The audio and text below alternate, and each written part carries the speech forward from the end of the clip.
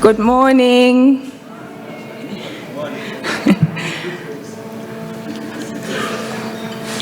I hope you're all doing well this morning. My name is Melissa Zulu from the School of Business Sciences, and I have the honor and privilege this morning to open the launch of the Wits Entrepreneurship Clinic. To our esteemed guests, I would like to welcome and acknowledge, firstly, the colleagues from the University of Edinburgh, the Vice Chancellor, Prof. Peter Matheson, and then we've got Prof. Smith as well joining in. And then from our guests within the university, we've got the Deputy Vice Chancellor joining us, Research and Innovation. We've got Prof. Berry, we have Prof. Boris from the Wits Business School. And please, I wish you all a good time here and thank you for welcoming us. And to the rest of our staff, the Wits community, and our alumni and our current students and industry with all strategic partners, a warm welcome. Thank you. Without wasting any time, I would like to call upon our head of school, School of Business Sciences, to just come and say a few words. To the speakers, when you see me start nudging you from far, just know you need to start wrapping up because our delegates from Edinburgh are on a tight schedule. Prof, over to you, please.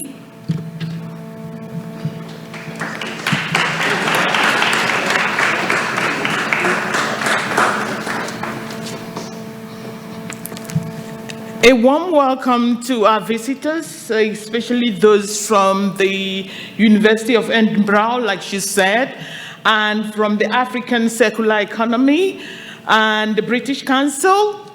And why are we partnering with you guys?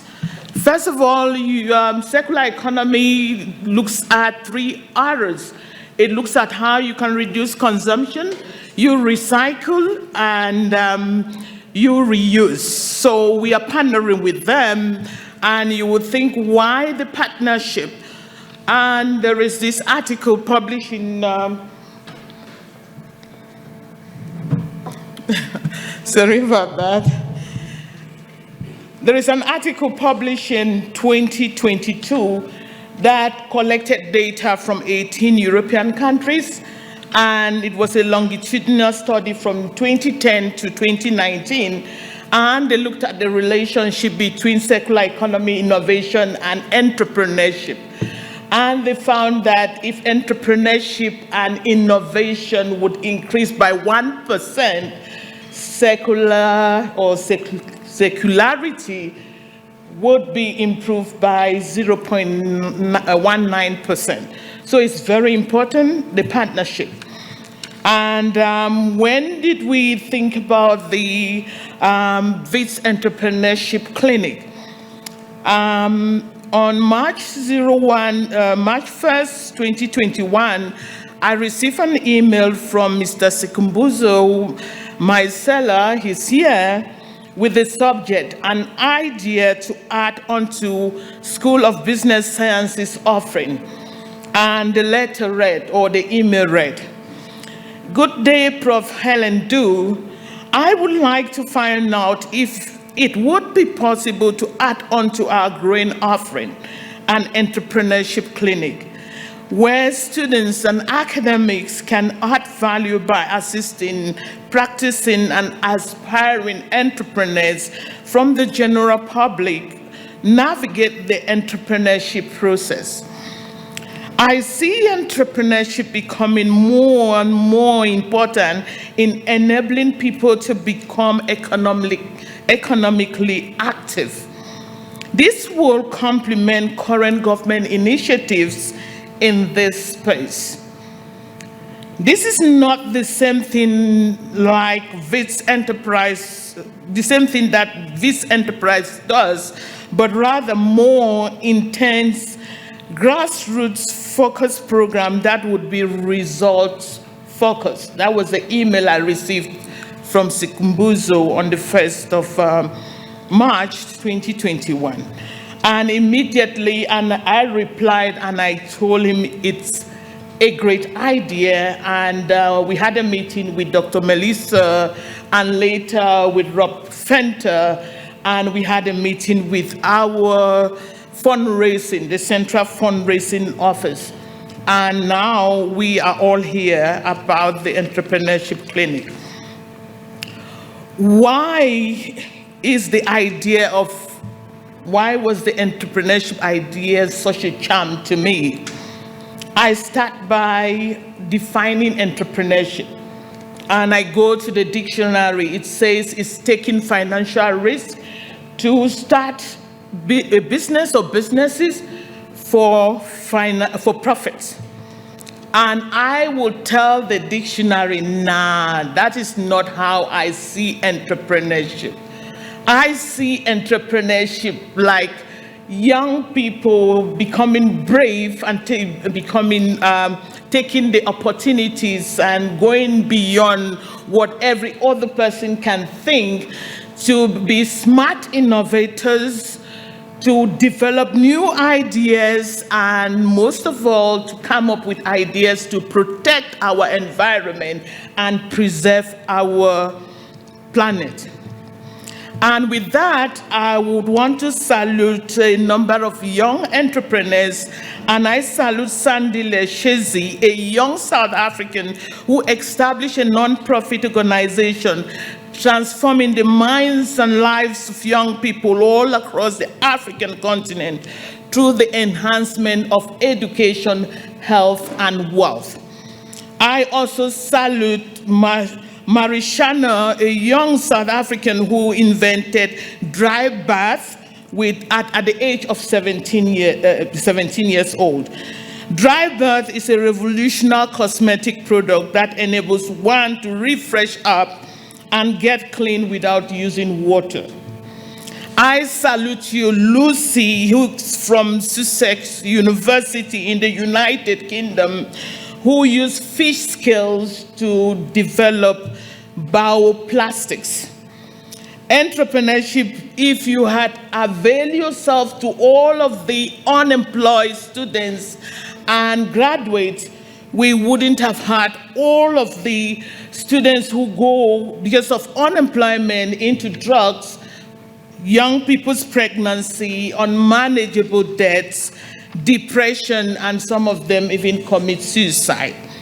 And I say this with some certainty because as a young girl in the hostel, I was on merit award, and the 2,000 rand they paid me wasn't enough for me to pay for my books and accommodation and many other things, and most of all, to be a parent to my parents.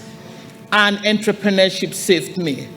Thank you so very much, and thank you to all the team, my dean, Prof. Jason, and Rob, and Melissa, Kim, your team, and the marketing team, Sikumbuzo, and all of you who have made this possible. Thank you.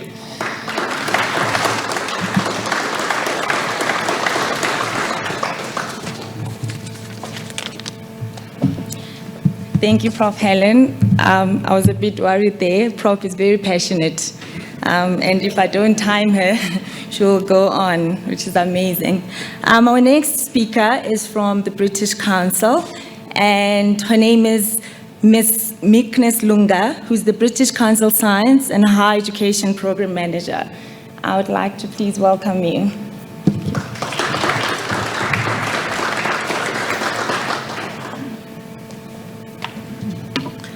Thank you, Program Director. Good morning, ladies and gentlemen. It's a great pleasure and honor for me to be here today as we've gathered to celebrate this very exciting launch of the Wits Entrepreneurship Clinic. My name is Meekness Lunga, as she's already mentioned, and I'm the Program Lead for Science and Higher Education at the British Council. In the interest of time, please allow me to just start by saying all protocols are observed. Hope that's okay. Just to give a brief overview of the British Council, we are the UK's international organisation for cultural relations and educational opportunities. Our mission is to build connections, trust and understanding between people of the UK and other countries, and that is achieved through our work in arts and culture, education, as well as the English language. We are operating in over 100 countries, and 19 of those are in the sub-Saharan Africa region. In South Africa, we have 2 offices. We have an office in Johannesburg, which is our head office, as well as an office in Cape Town. I'm based in the Cape Town office, and today I'm here with 2 of my colleagues who are based in Johannesburg. Joanne Newton, who's currently a photographer over there. She's our head of business development and partnerships, as well as our acting deputy country director. And I also have my colleague, Miss Olipan Tawanga, who's our higher education project manager.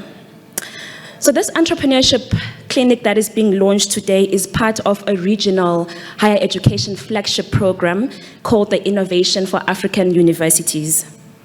I'm going to briefly talk about why the British Council designed and developed IAU and what it seeks to achieve.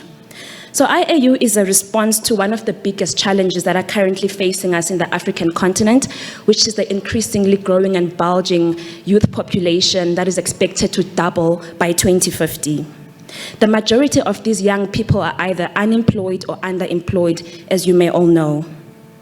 Against the backdrop of the global HE sector, and the global HE sector grappling with the question of how can the sector better evolve to meet the demands of the labor market and to better support the 21st century student, this prompted us to explore how we can support alternative solutions within the higher education sector that can enhance young people's outcomes and contribute to reducing this worrying statistic of youth and graduate unemployment.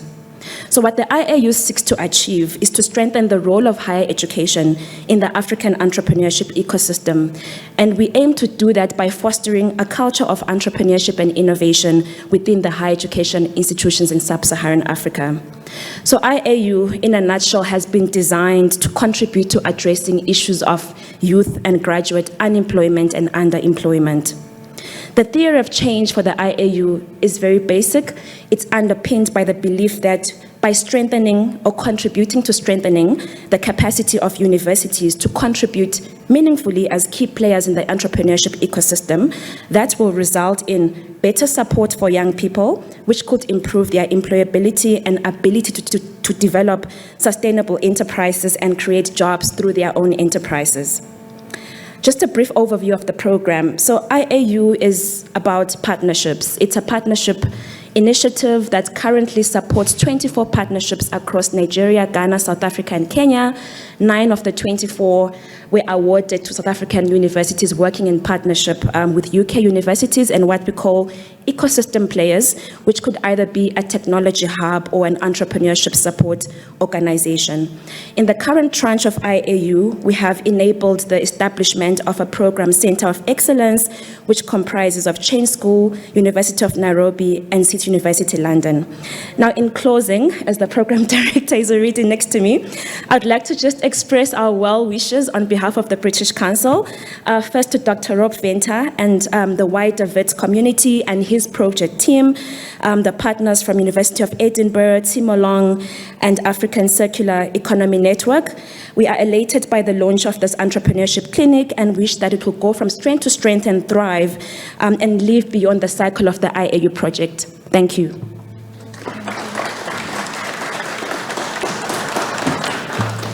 Thank you, Lunga. The work you guys do is really commendable, so thank you for that. This is an exciting moment, and I'd like to welcome Dr. Rob Venter, who's been really up and running with this project. Everything has really happened because he's really hands-on. I still don't know how he does it most of the time because we are all teaching at this point. I'd like to welcome you, Dr. Rob Venter, who's the project lead, and after that, Skhumbuzo Maisela, who is the project coordinator. Over to you, Doc.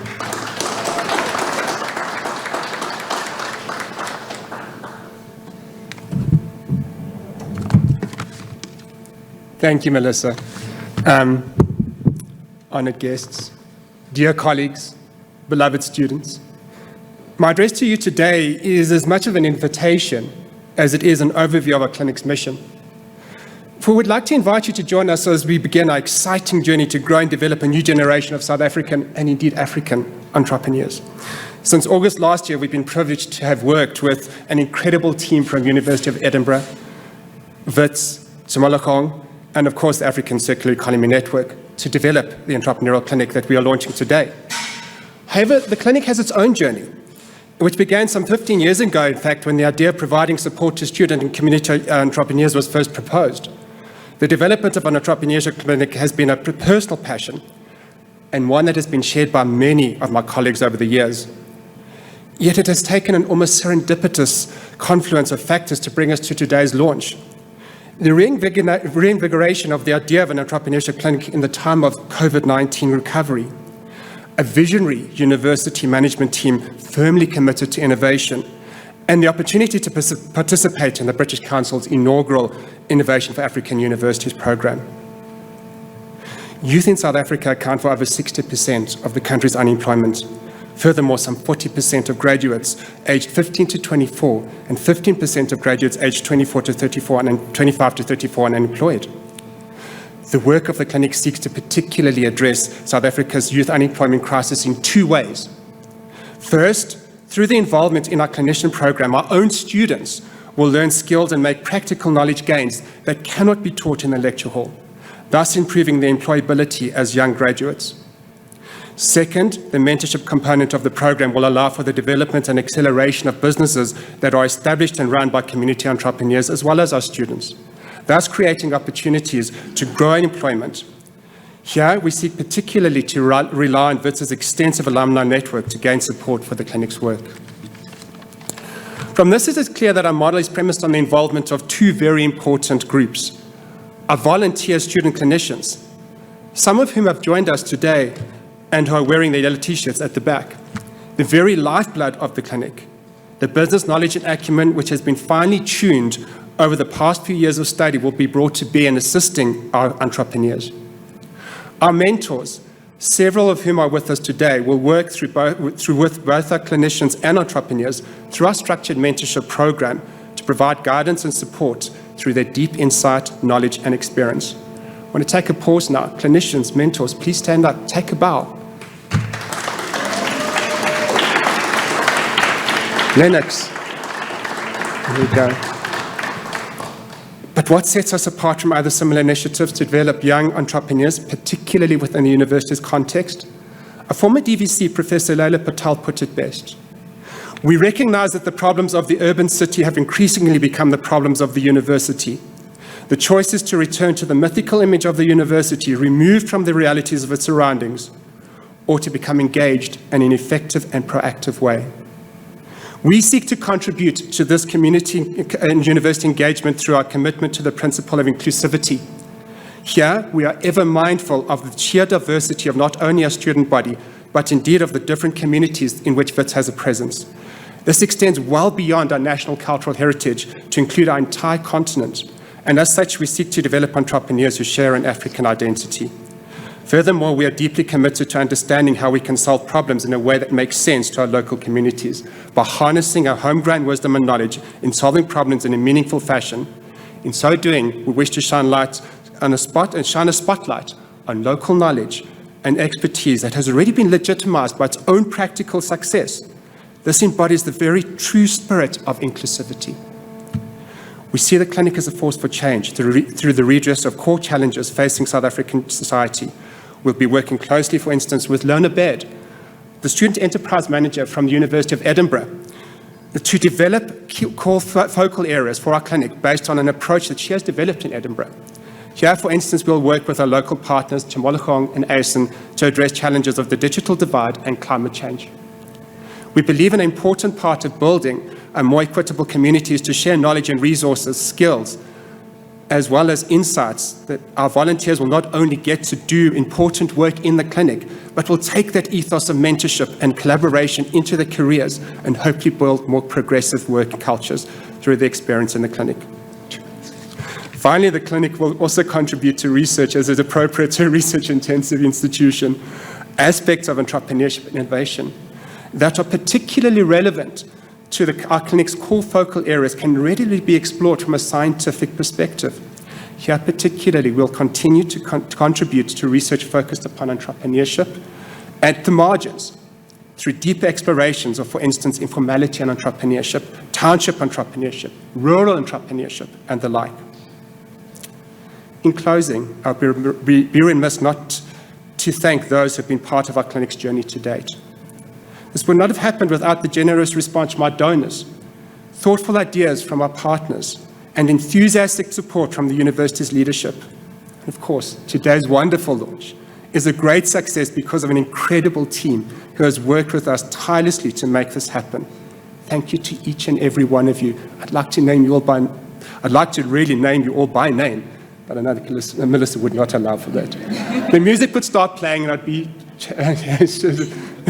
hurried off stage. Before I hand over to my colleague, Mr. Sikumbuzo Marcelo, I'd like to thank all of you for being here with us today as part of this exciting journey. We look forward to showcasing our work as we build the Wits Entrepreneurship Clinic into a proud South African institution.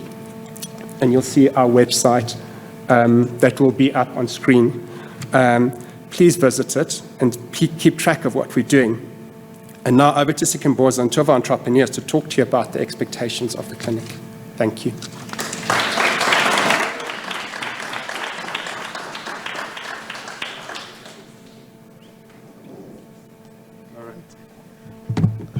Good morning. Unfortunately, I didn't get a chance to print my speech, so I'm just going to read directly from this machine. And this thing is so high. Okay, should I stand on this? All right, so I will introduce the entrepreneurs, but before I do this, let me just give you a sneak preview of where our typical entrepreneur will be coming from. They'll be coming from townships and rural areas. And these are the places where people have received a series of empty promises for decades. These are the places that have the harshest living conditions. The problem that we're facing is that jobs have disappeared, and with that has come the rise of poverty, unbearable living conditions, and a host of social ills that are moving people from being desperate to destitute. This is concerning. I think you would agree with me in that, because entire families are increasingly becoming the ward of the state, and some are being compelled to explore extreme options of economic sustenance. So I would like to say, people need proper ways to earn a living, and this is where the university comes in. Having been able to stay on top of its game for 100 years, that's Wits, I have no doubt that the university can successfully contribute to solving the problems that we are facing, especially the one that I've just referred to above. Within the university, we have everything needed to provide an entrepreneurial ecosystem, or at least to make the necessary connections and to refer people to the right people. So, my colleagues have spoken about the Entrepreneurship Clinic. The clinic has to demonstrate impact by producing entrepreneurs, and I would like to request that you hold us accountable for this. We can't add into the list of empty promises. So yes, we are fortunate today to have among us some of the entrepreneurs that we will be helping. And I'd like two of them to introduce themselves and give us a sneak preview of their businesses, starting with Mfundo. Over to you, Mfundo. Thank you.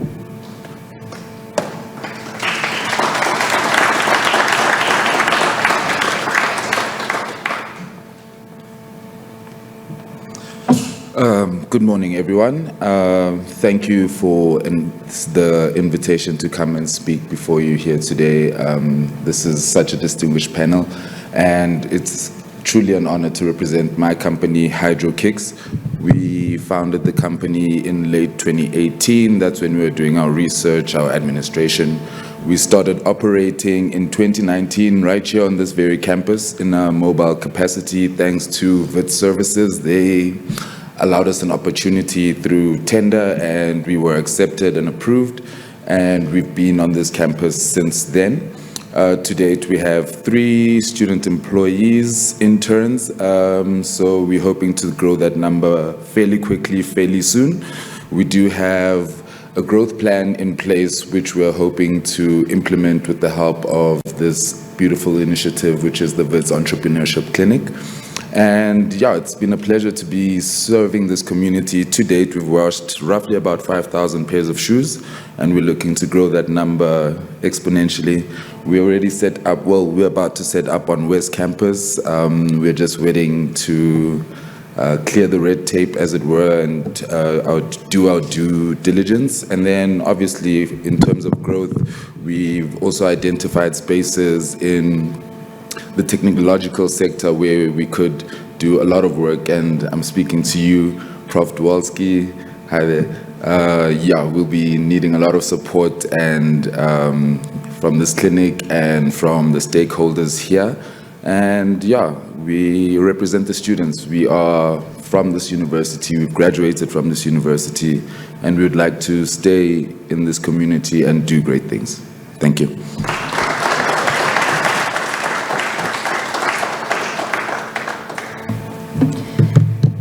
Thank you, Mfundo. It would have been great to just let us know how many millions you've made so far. Our next entrepreneur is a female, and power to that. Please join us, Ms. Faith Mokholaka. Zulu people and pronunciation, especially Sotho, is a bit tricky. Please join us, and she's from Puno, Agritech.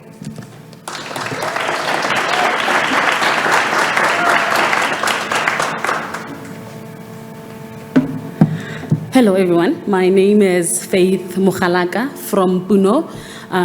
It's an agri-tech solution. I think there was a mistake, it's an agri-tech. It's agri-tech. I am from Puno Binary. Thank you very much for allowing me to stand in front of you today and speak to you about my business. The problem we are solving at Puno is the lack of financial resources primarily for the existing 33 million small-scale farmers that are in the African continent. We have created a platform that allows farmers to crowdsource for resource requirements, to sell their harvest in advance, or alternatively to sell shares of their businesses in exchange for funding. We exist to drive inclusion, encourage small-scale farmers in particular into commercialization, and to lead Africa to sustainability and food security by equipping these small-scale farmers that already exist. I'm here today to urge each and every single one of you listening to reach out to us and get the portfolios that we have of our farmers and hopefully expand on your portfolios. We are currently of service to 36 South African small-scale farmers, and we are hoping to grow that number to 100 by the end of this year. What we need from the Wits Clinic is for the team to help us reach our goals by mentoring the current 7 newly graduate Puno employees and myself. We also need an amount of 857,000 rands, which is around 55,000 US dollars in funding that will go towards developmental costs, investing in our agricultural expertise, and last but not least, quality assurance and compliance cost. Thank you very much.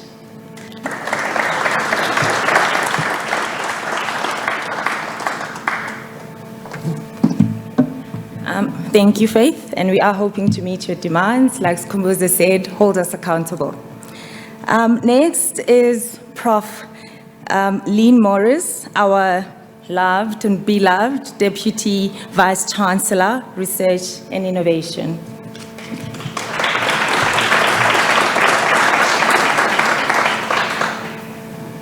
Thank you very much for that fabulous welcome. And so I've been in this job for 1 year. And every day I learn something new about Wits. And this is the first time I've been in this fabulous building and meeting all of you. And it really makes my job so much easier because there's just passion, there's energy, people who want to really solve problems. Because actually that's how I see my job, is I'm here to listen, I'm here to enact, and I'm here to enable. And actually, you know, this energy that I feel today, I just see a really bright future for Wits. So I really want to welcome all of you here, particularly our partners from Edinburgh and the British Council, but also to congratulate the academics and the students that have really pulled all of this together. So I think you all know Wits is turning 100 this year. And so this is also really timely because we're now setting a new strategy. We have a new strategy that's going to lead us into the next 10 years. And innovation and entrepreneurship is key and critical to that new vision. And so this, you know, the launch of this clinic is is really very timely. I know it was supposed to happen a while ago, but actually I think the timing has really worked in our favor. And the vision is that Wits is going to play a key role as a hub that links innovation ecosystems at universities in the global north to those in the global south. And so this partnership then is particularly poignant for that. And so my job really as the DVC is to make sure that we implement that. And as I say, I think this is, this is actually one of the first real activities we have in what we're calling the Wits Innovation Center. And so that's really very exciting that we have this real concrete output.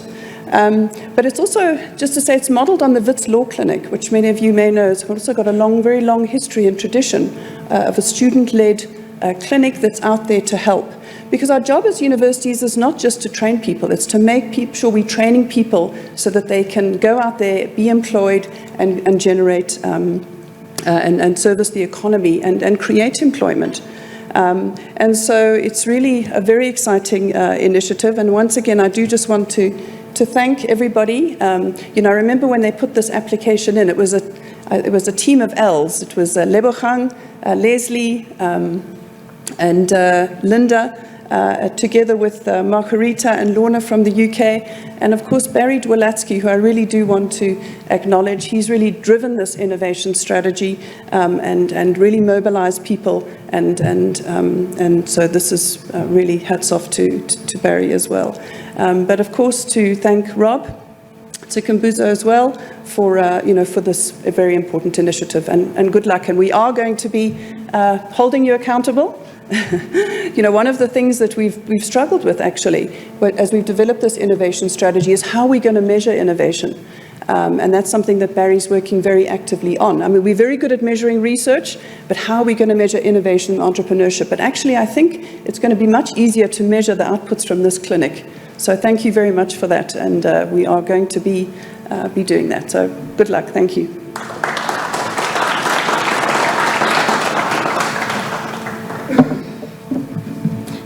Thank you, Prof. It could have not happened at a better time, and this is the time. Now to our honorable guests from the University of Edinburgh. Please welcome Prof. Peter Matheson, the Vice-Chancellor.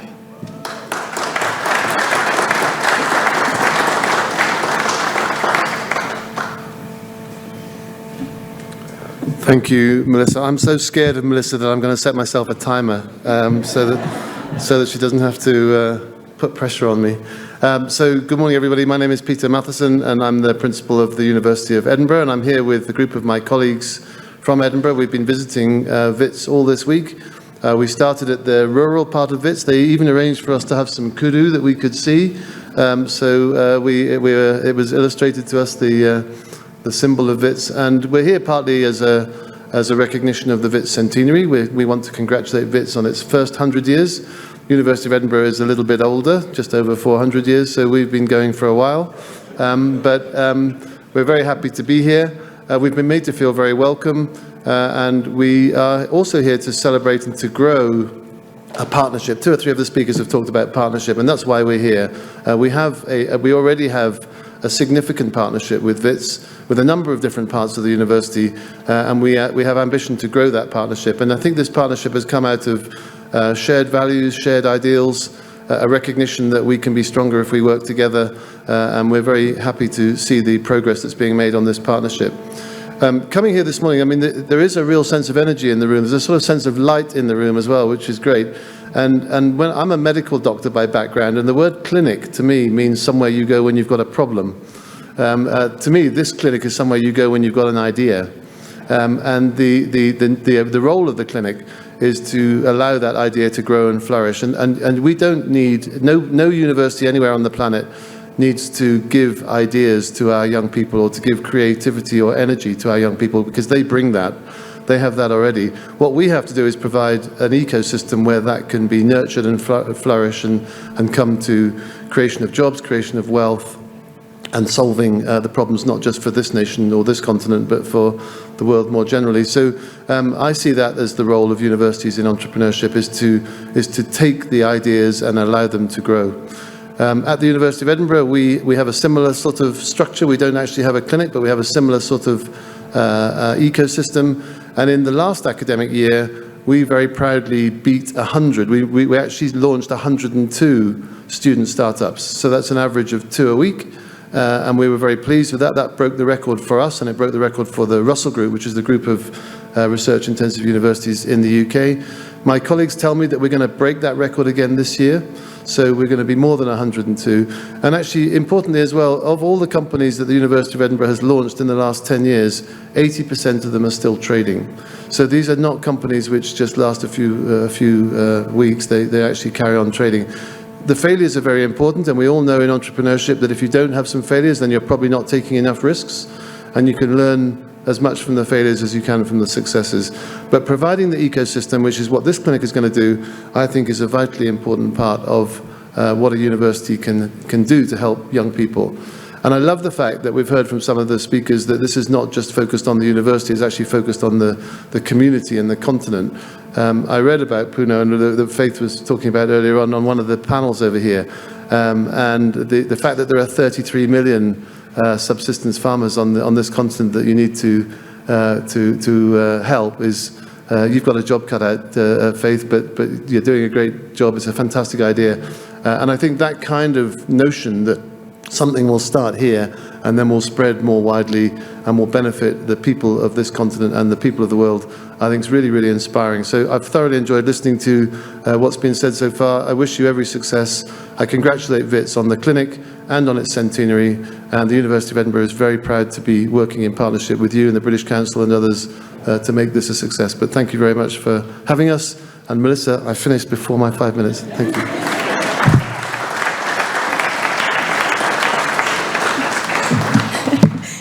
Thanks, Prof. Peter, and thank you again for re-emphasizing the role of the clinic. I mean, that's really important. Now we move to the panel discussion, and I would like to firstly invite our moderator, Prof. Boris Urban from Wits Business School.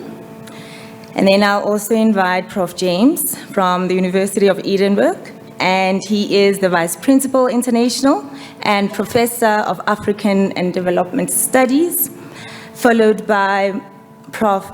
Berry,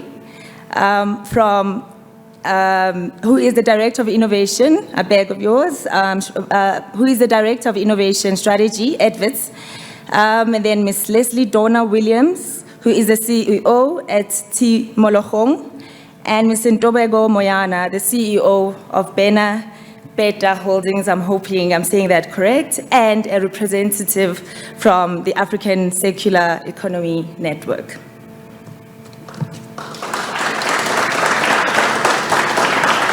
I think everyone's talked about this ecosystem, and it looks like Wits has got its actors and all the factors in place.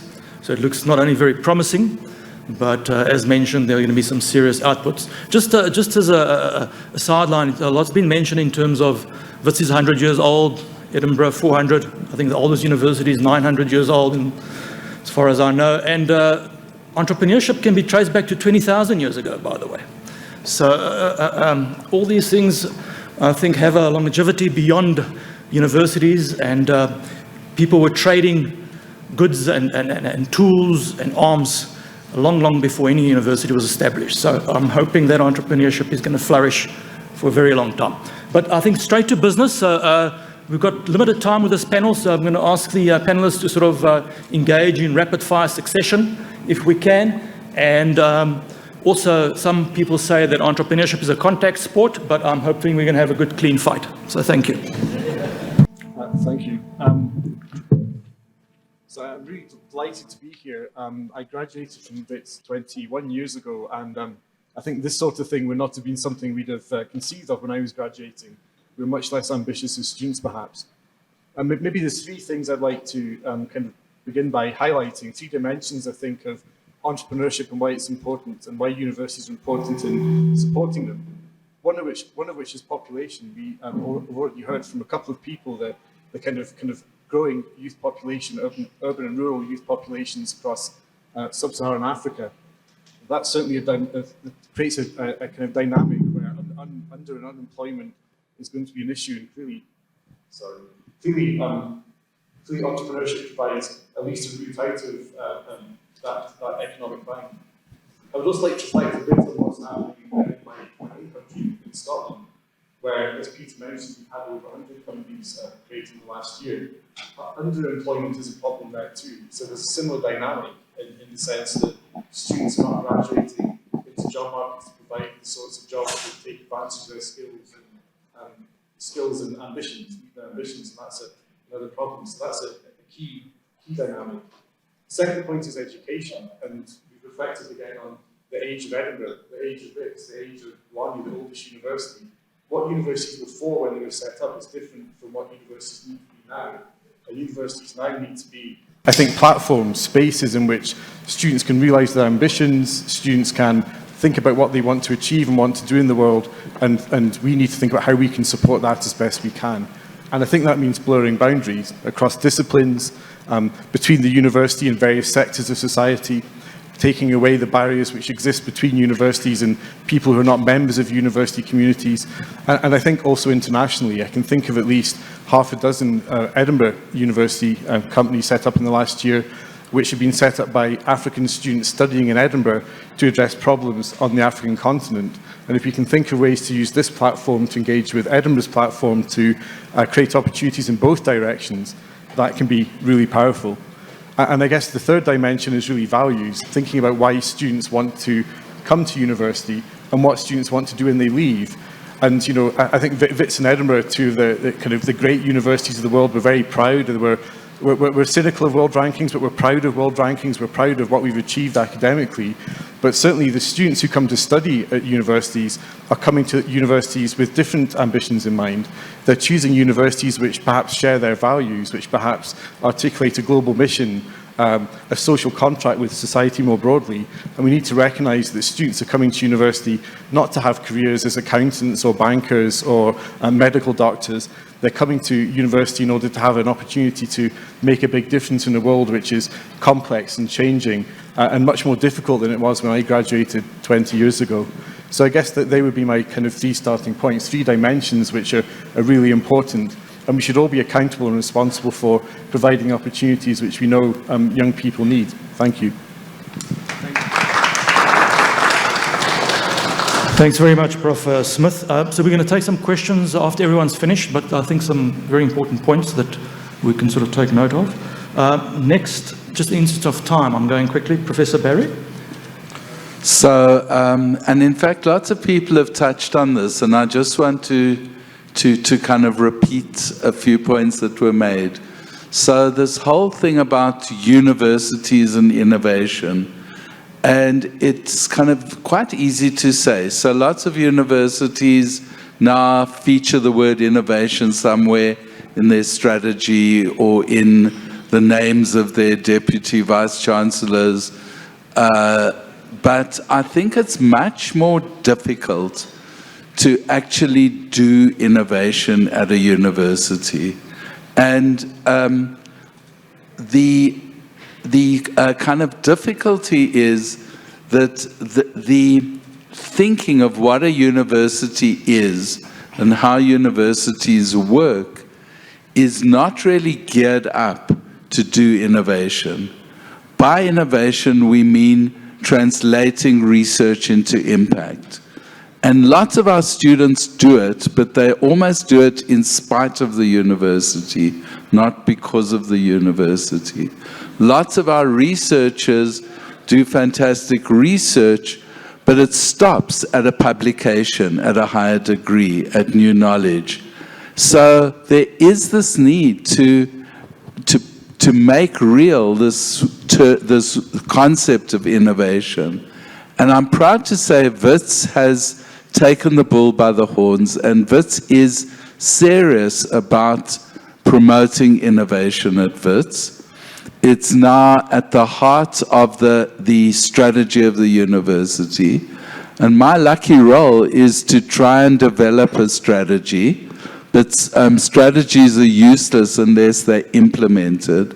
And this clinic is a real implementation of the strategy. And we have to hold the clinic to account and ourselves to account to try and make this happen. And we have to unblock the blockages. Universities are machines that are built for the purpose of not doing innovation, but training people, sending them into the world, and creating new knowledge. We have to add innovation in a serious way.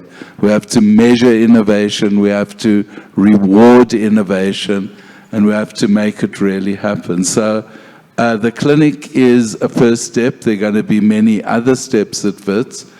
And I think that from time to time we must stop and reflect and say, are we living up to this objective that we put forward? And are we really doing innovation at Wits? So watch the space, but that's really what we're trying to do. Great, thanks, Prof. Barry. So beyond lip service. Leslie, can I ask you, please? Sure. Am I on? When I think about the opportunity of the clinic and under the theme we were given today around entrepreneurship as a force for good, three key lenses come to mind for me. So the first is around social entrepreneurship. And in fact, I'd love us to get to the point where we're actually scrapping the need for the term social entrepreneurship. But this whole idea where we're working with a bunch of young, and sometimes young at heart, hey, Prof. Barry, people who really understand the needs in our communities and our environments and solving problems. And, you know, quite often when you are an expert in the context that you come from, we're not looking and waiting for others out there to arrive. You know, I think we often exhaust this theme, you know, be the change you want to see in the world, but this is that practical side of it. Seeing, experiencing, owning the knowledge of what you're seeing it, and coming up with solutions in a sustainable way. So for me, that's the social entrepreneurial lens. The second lens is around inclusive innovation. I think this pandemic has really taught us that for the world to move on and in a solid, rapid way, we need to bring everyone along with us, from healthcare to the environment. There are many factors where we can no longer design for the top 5% in the world. We need to be inclusive. And again, entrepreneurs see that, and we need to bring that way of working into the norm. The third lens for me, being from Simologong, digital entrepreneurship, is around the idea of tech for good. And we've been needing a lot of tech for good during the pandemic, and we still do, ongoing. How do we bring the right kind of tooling, software, data together to the picture? So all of this meshed with the knowledge creation that comes out of the university. But my challenge to all of you is that we need to move faster. We need to look at our research, we need to be agile, we need to listen to what the needs are now and get moving, because that's the entrepreneurial spirit, taking action. Thank you.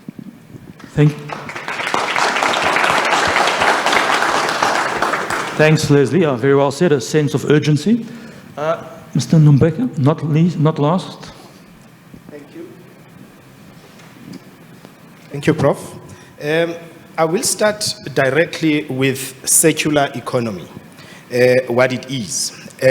Basically, circular economy is a transition from the linear economy that we are used to as a society.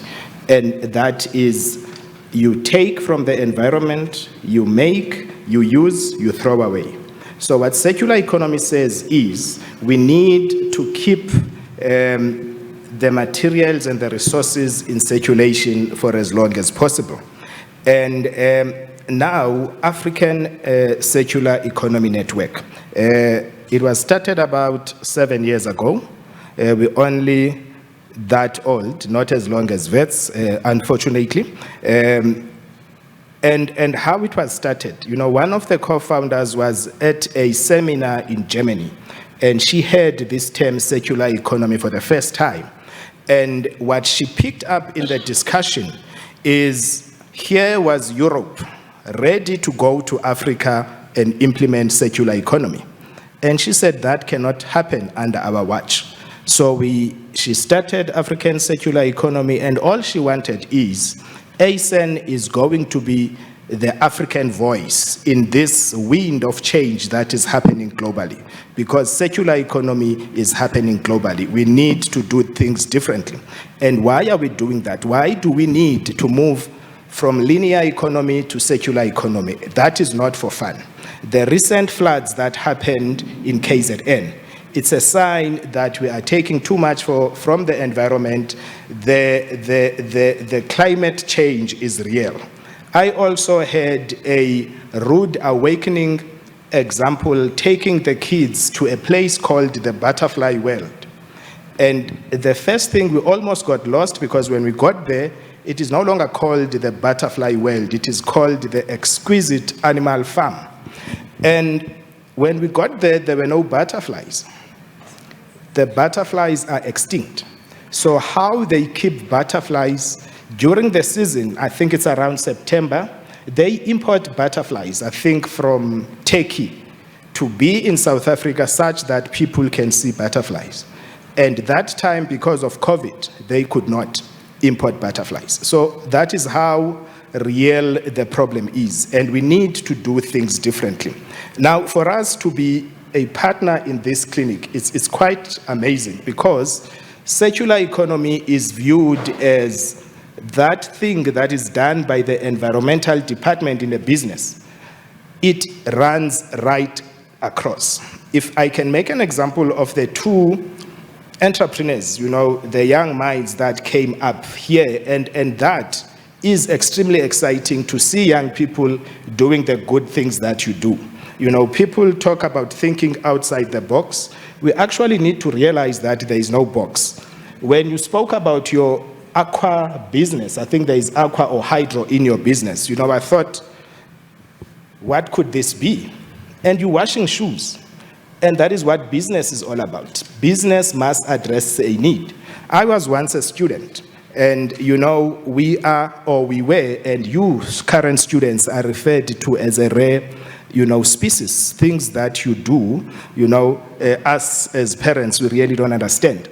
But the beauty about your business, one of those things that students do, they are very lazy to wash their shoes. And you actually identified that, and you are washing the shoes. Now, from the circular economy point of view, where do you get that water? Is it the same potable water that we drink that you use to wash shoes?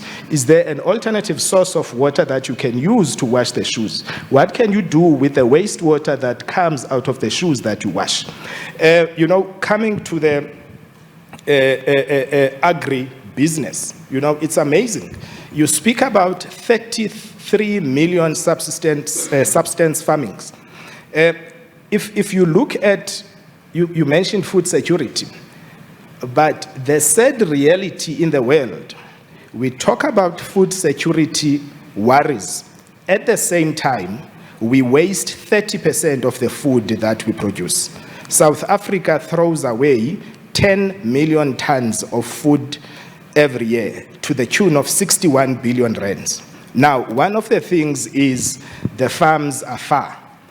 Food is produced in rural areas, it is consumed in urban areas. In what you are doing with your app, is there something that you can do such that the farmers that you work with, they sell their produce where they are? Because we are into, again, a linear way of doing things, where if you are a farmer, the only thing you think of is to take your produce to the fresh produce market. Why can't you supply your neighborhood? So that is how, we are going to link the circular economy into the clinic. And I think one of the first tasks to do is to produce a module that is going to be teaching, the students in the clinic about circular economy. Thank you very much.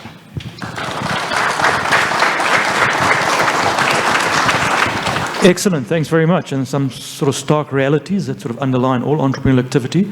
So I think we've got a bit of time for a couple of questions, am I right?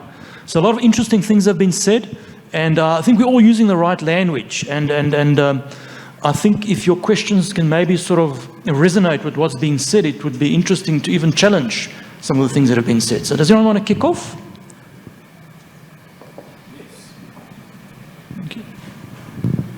Thank you.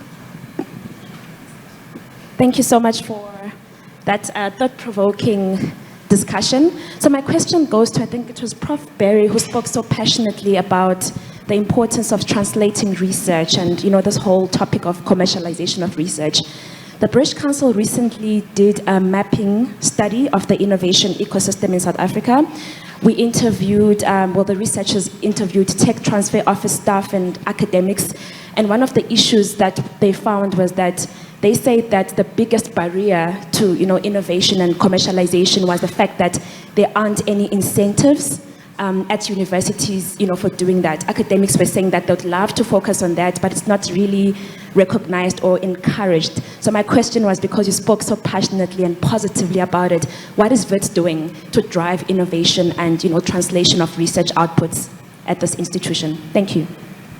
So, yes, thank you for that. And that is the key question, is you sort of get what you measure and you get what you incentivize.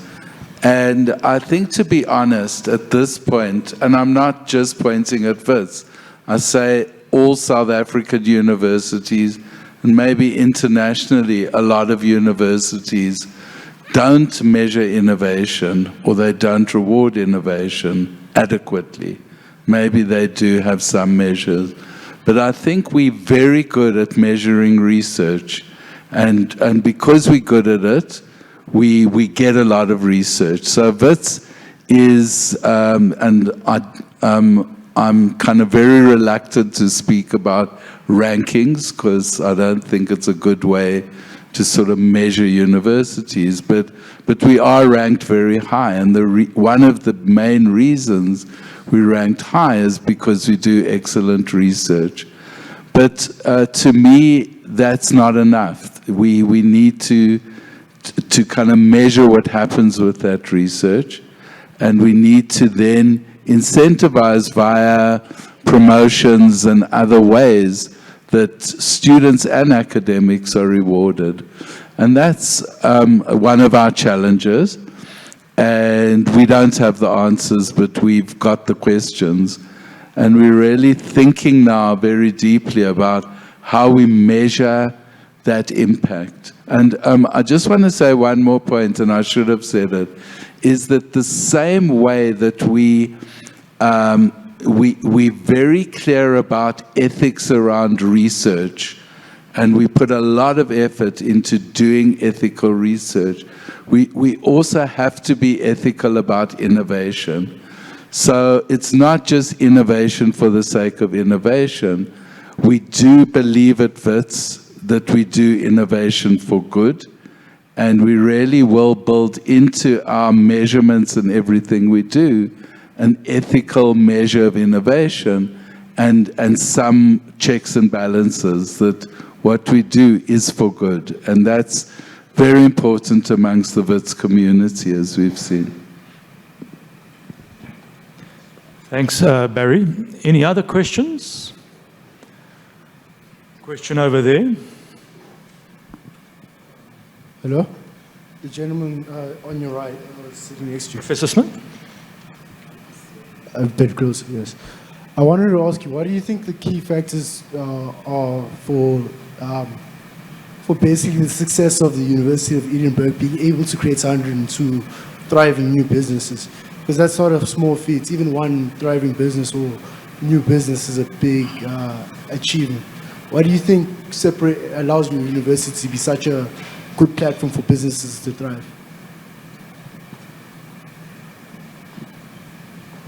So if I understood your question correctly, you're wanting to you're asking around what makes a university a good platform on which entrepreneurship could happen.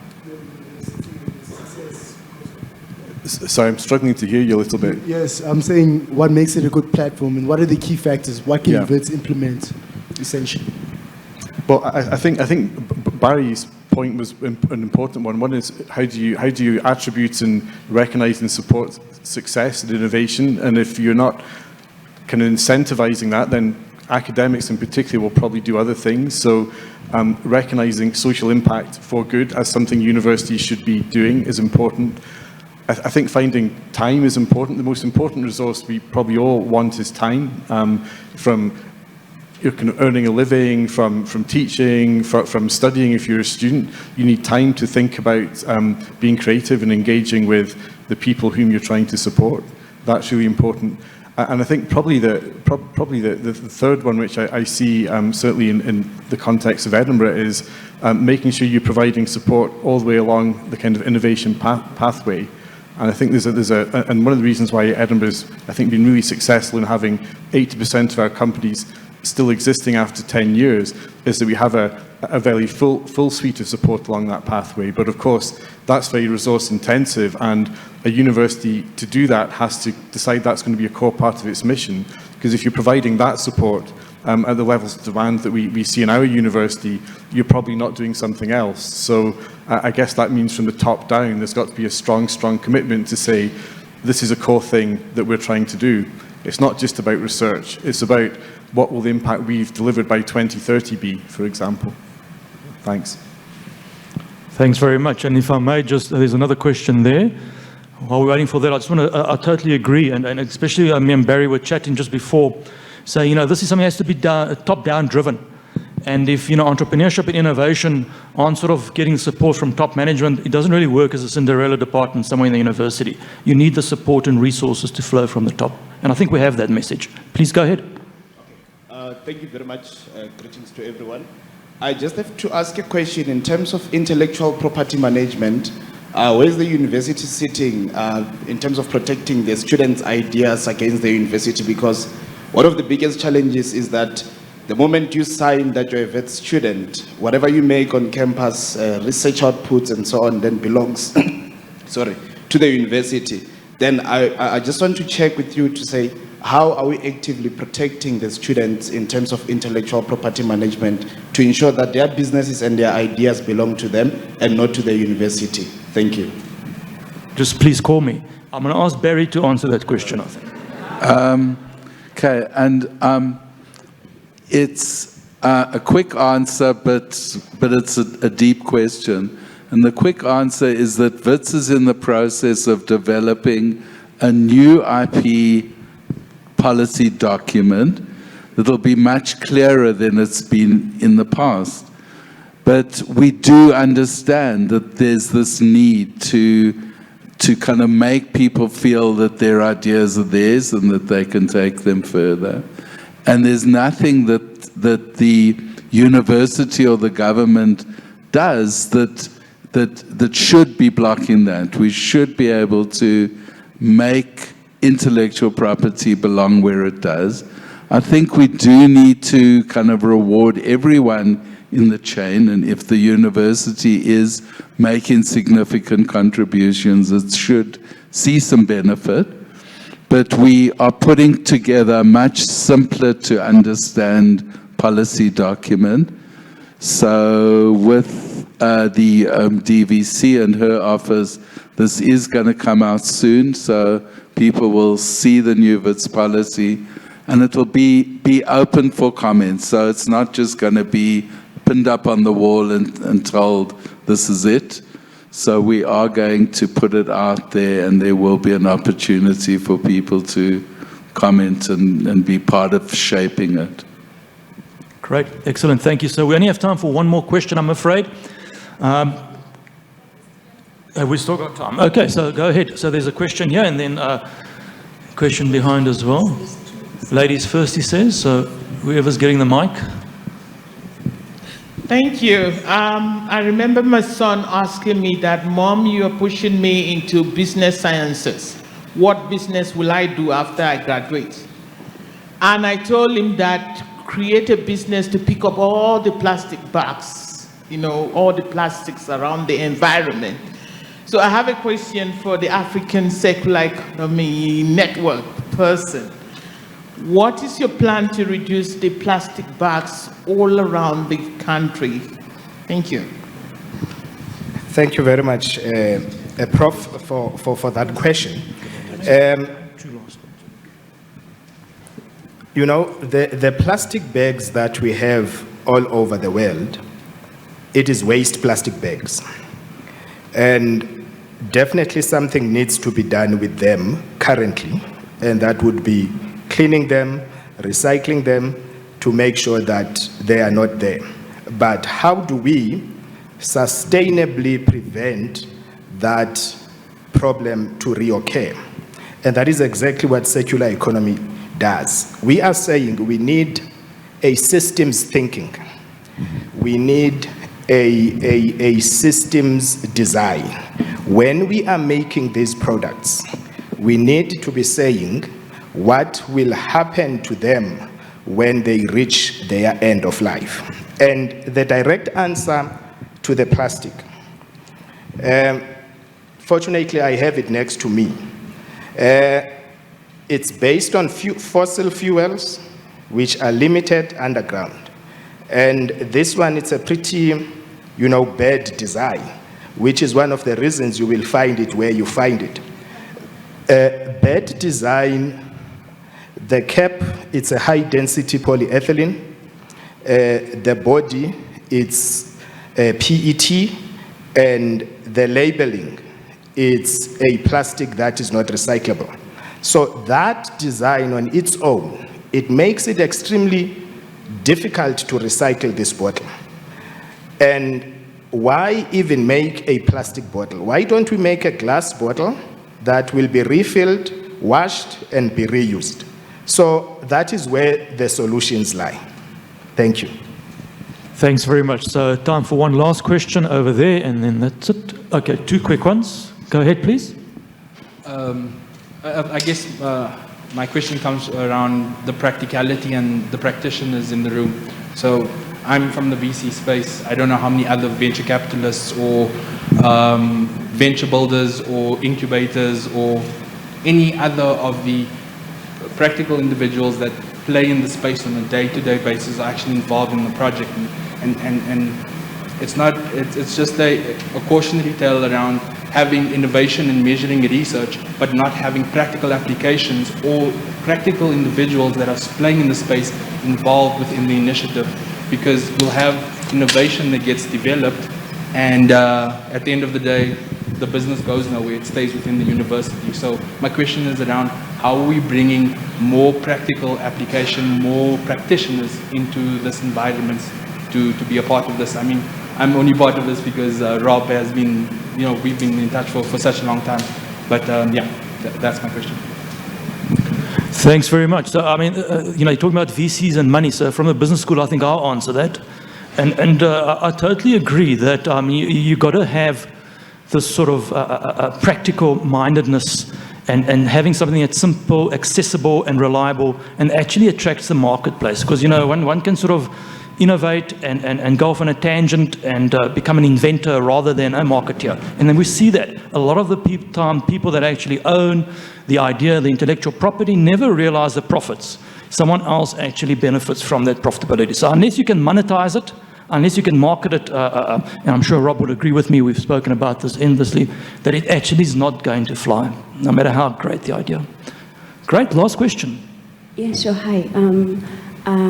I work for the Telkom Group. I had a research and innovation unit there. I think following up from Prof. Berry's point, but also to the Edinburgh team, is what role can industry play in supporting especially this translation between especially research and innovation, but also from the success that you've seen in Edinburgh, how is industry helping in supporting those successful businesses especially? Prof, perhaps? I think it's a really good question, and I've been quite struck in the whole conversation, and I think it's maybe the nature of the people in the room.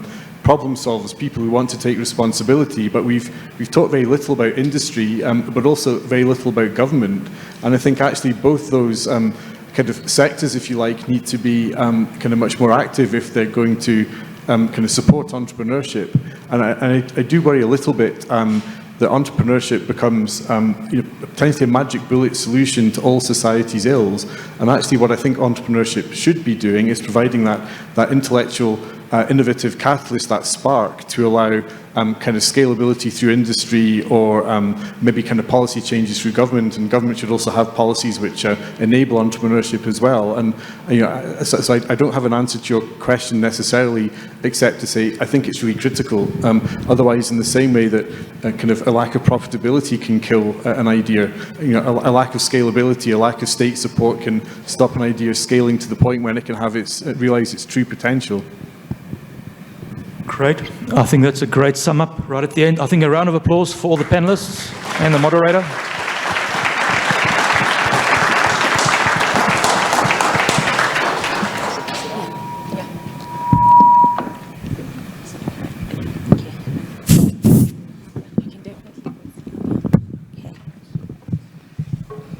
Thank you to the members of the panel. Some realities being raised right there.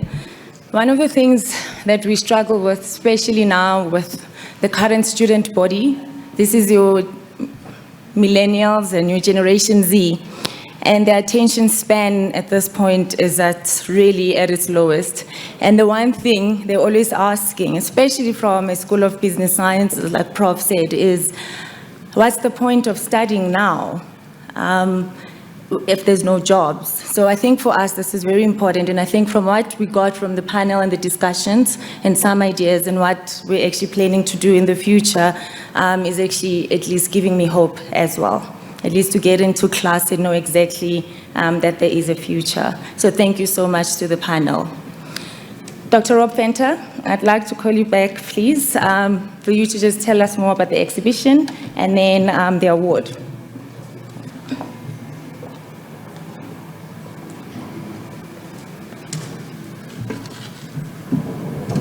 Thank you, Melissa. So you will have all seen our incredible exhibition over there.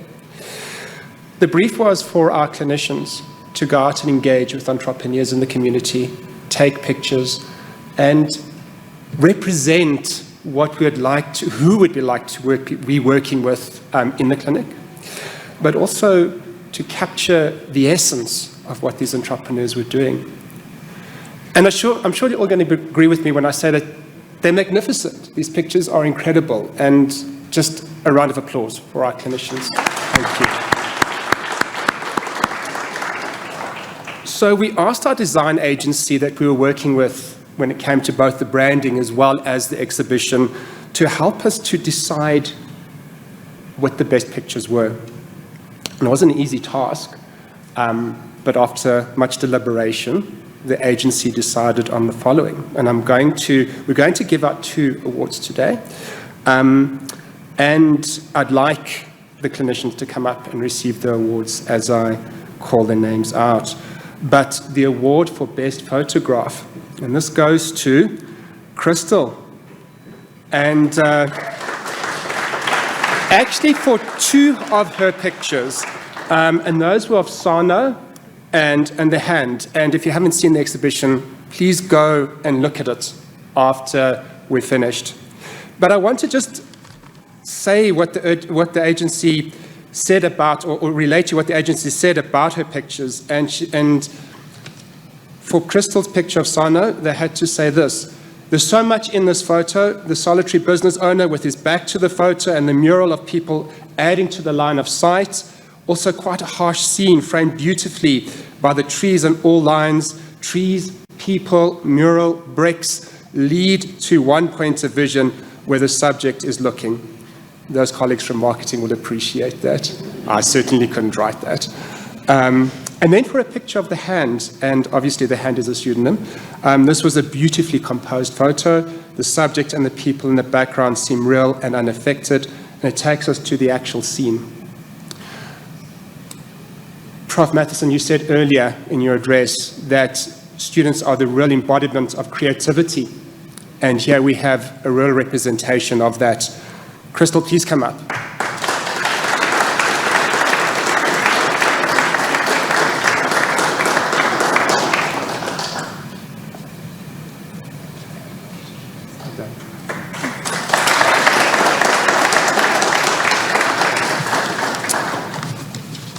Another run is up, and this is a shared prize. There are 2 individuals who worked on this particular part of the exhibition, and this is for the picture of Mfuno Nkosi, who's actually with us today.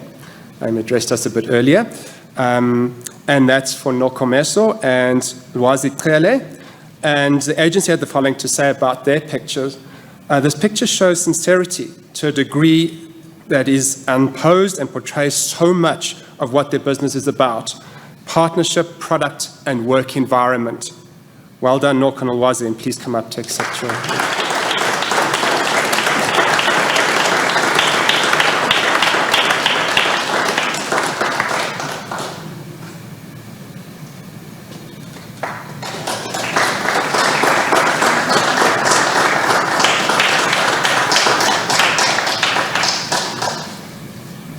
Thank you, Minister.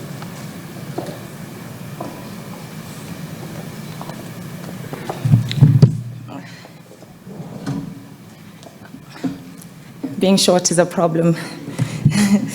And now we are ahead of schedule, so thank you to everyone. Now for our closing remarks and vote of thanks, can we please welcome our Acting Dean, Professor Jason Cohen.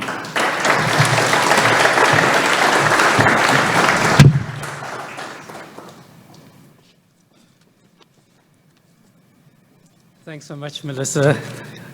Wonderful job as our MC. Thank you very much for hosting the event.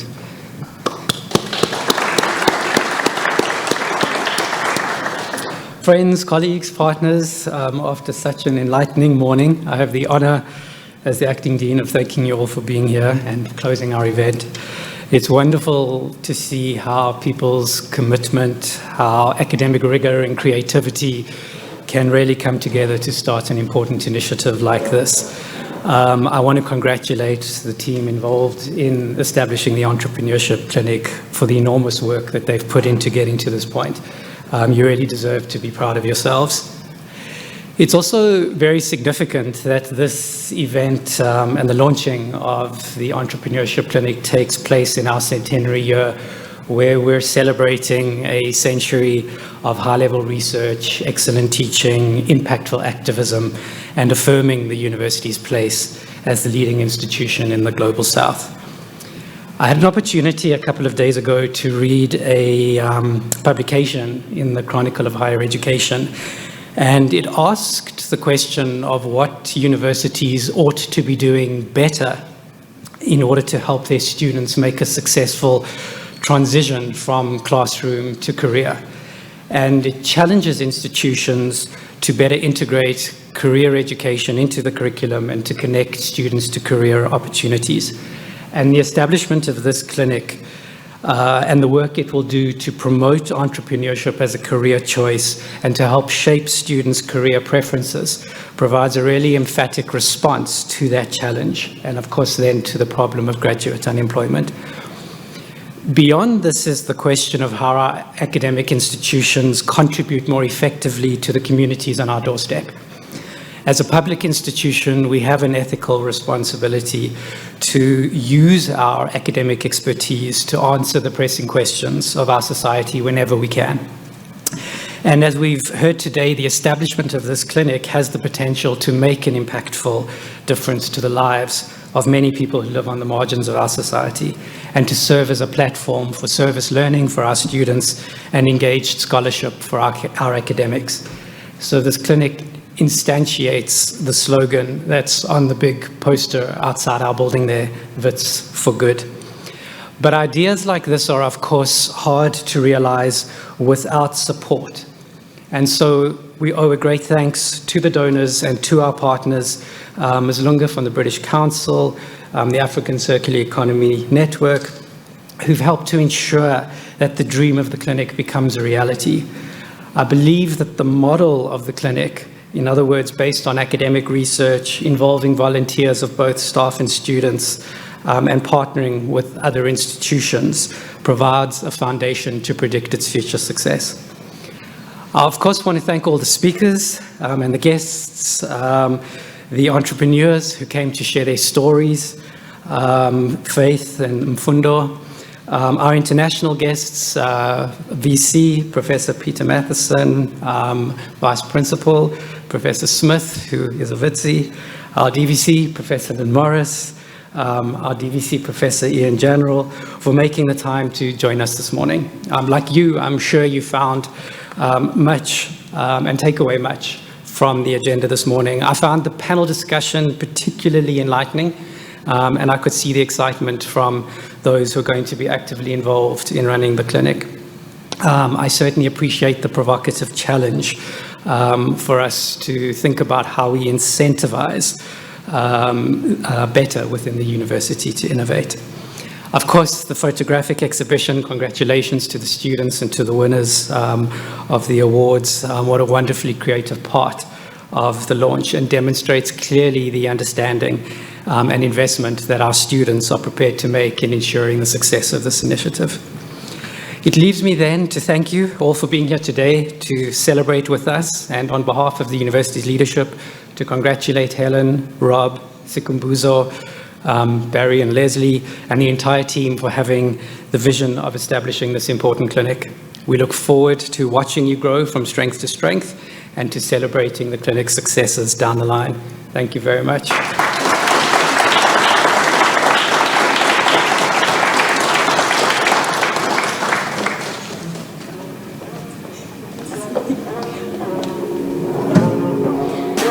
Okay, there's really nothing for me to say after that. But thank you so much for attending this prestige event at a prestige school in a prestige university. And we'd like to call ourselves the Ivy League of Africa. And I could be biased because I am a Wits alumnus. But like Prof. Barry said, do watch the space. Thank you very much for attending. And I look forward, and we all look forward to the networking sessions after this. Thank you.